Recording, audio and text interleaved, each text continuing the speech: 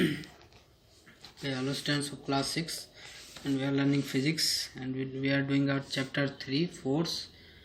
And today we learn about the force of friction, or it is also known as frictional force.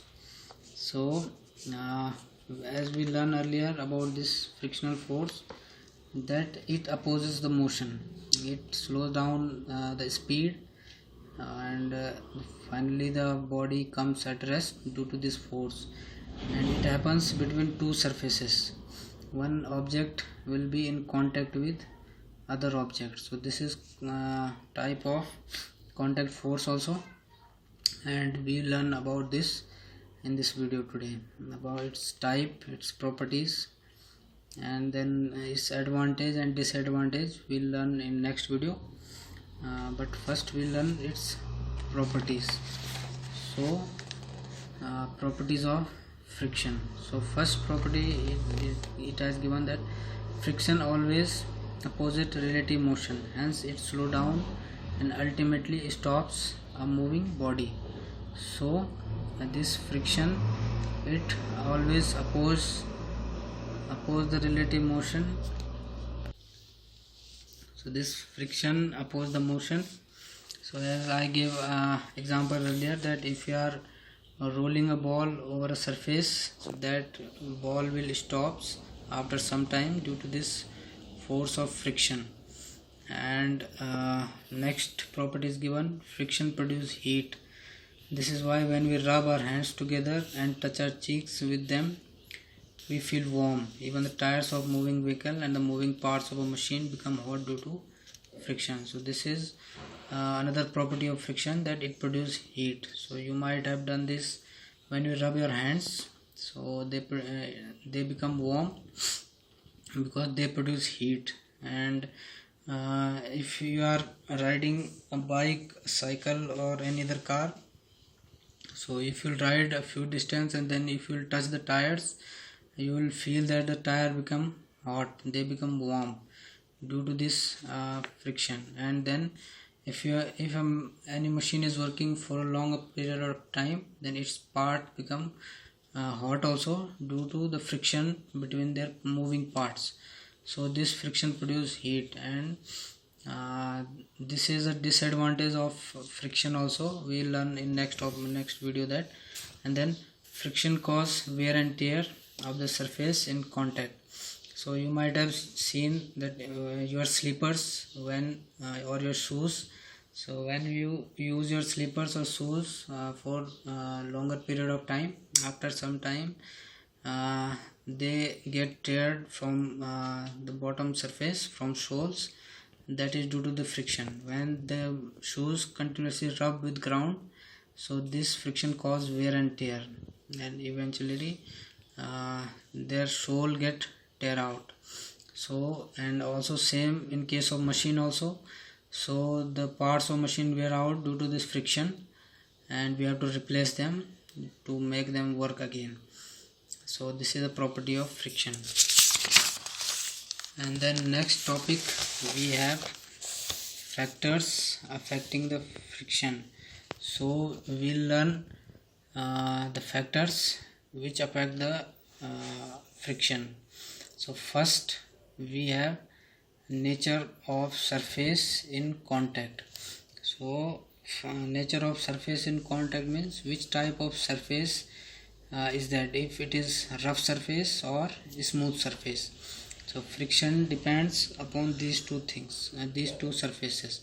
If surface is rough, so there will be more friction, and if surface is smooth, so there will be less friction. As you might have seen, we are unable to walk on smooth surfaces or slippery. Suppose there is snowfall in an area, so that surface becomes smooth, and if you try to walk on that surface, so due to less friction, we will be unable to walk properly.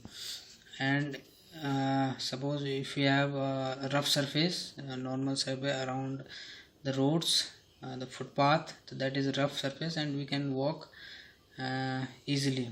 And same it becomes dangerous to ride bicycle or bike or any vehicle during rainy season, because the surface becomes slippery, because it becomes smooth due to that rainwater, and it is difficult to ride, means we have to take precautions. But if that is normal surface, because it produces enough friction to hold the tire to make grip, and we can walk, we can drive easily. So you have to remember that friction is less in case of smooth surface and more in case of rough surface. So if we have to increase friction, we have to make surface rough, and if you have to decrease, we have to make the surface smooth. And then second is weight of the body. So generally this will be the mass, but they are taking weight, they are considering gravity also. So you can say mass or also weight of a body. Other means they both are different concept, weight and mass, but we are taking this topic weight as it is mentioned, because here kg is written, so kg is not the unit of weight, it is of mass. So it should be mass actually, because weight is when this mass is multiplied by the gravity, so that becomes its weight. So weight of the body. So if you can see, if a body is kept on the ground, it experiences the normal force exerted by the ground, which is equal to the weight of the body. So if the body is heavier, then the normal force exerted on it will be more. So means if a body is heavier, then it will exert more force downward, and hence it will exert more pressure on that, more friction on that. And if a body is lighter, then it will exert less force downward, and it will exert less friction. So the greater the normal force experienced by body, greater is its frictional force. So if a mass is more, then it will exert more normal force down upward, more weight will act downward, and greater will be its frictional force. And in other words, more force will be required to move a heavier body than a lighter one. So if you are applying more force, means that friction is more in that case, because that surface is holding that object that much, and more force will be required. It means the friction between the body and the ground is more, and lighter object we can move easily, we can push them easily, because in that case the friction is less. So heavier is an object, then there will be more friction between ground and that object, and if object is lighter, and then there will be less friction. So friction is directly proportional to weight or mass. More the mass, more the friction, and less the mass, less will be the friction. This area of surface in contact. So generally friction does not depend upon this thing, area. So you can see for any two given surfaces, friction is independent of the shape or area of the surface in contact. And they have given an activity here. So you can see, take a box of dimension, this is dimension of box, means there's some length, breadth and height is given, so that different faces of box have different areas. So suppose they have taken length 10 centimeter and breadth 5 centimeter or height 3 centimeter, and then fix a hook on the side face of the box, attach a spring balance to the hook. You can see that they have this at this x length, they have attached this spring balance, and a spring balance is used to measure the weight.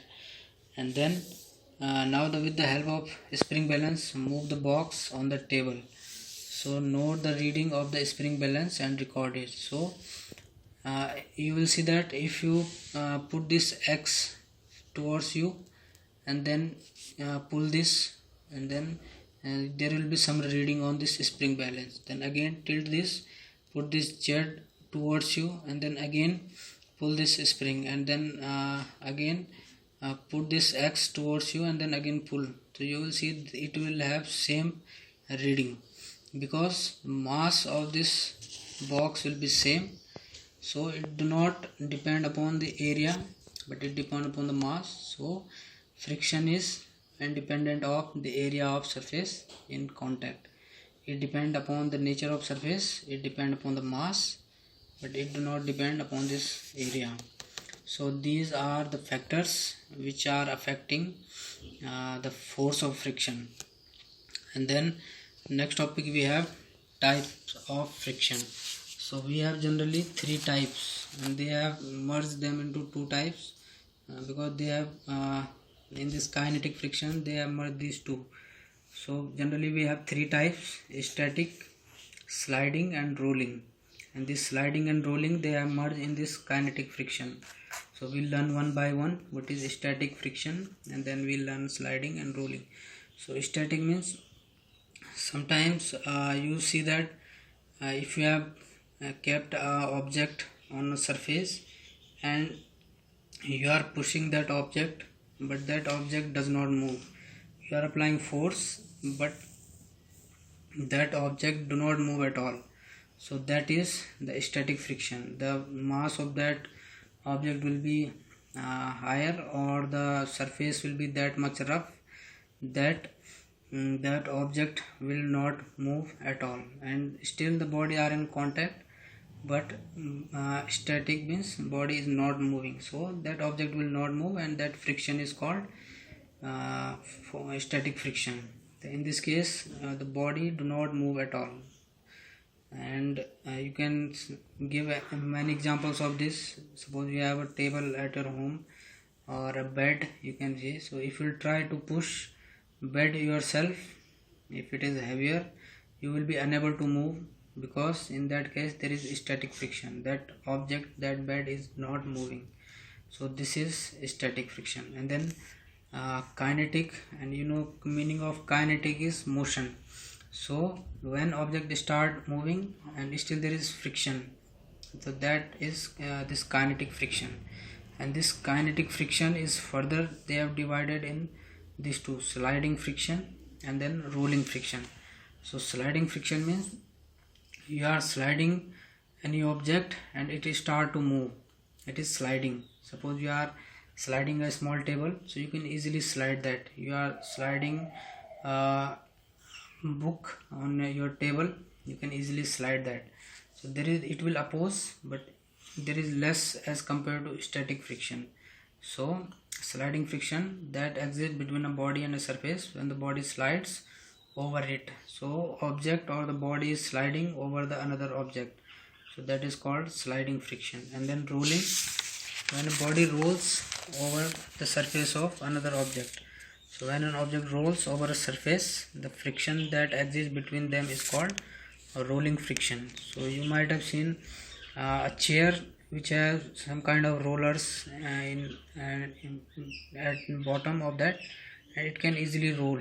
A ball, you might have seen, it rolls over the surface. The wheels of bicycle, cars, so they rolls on the surface.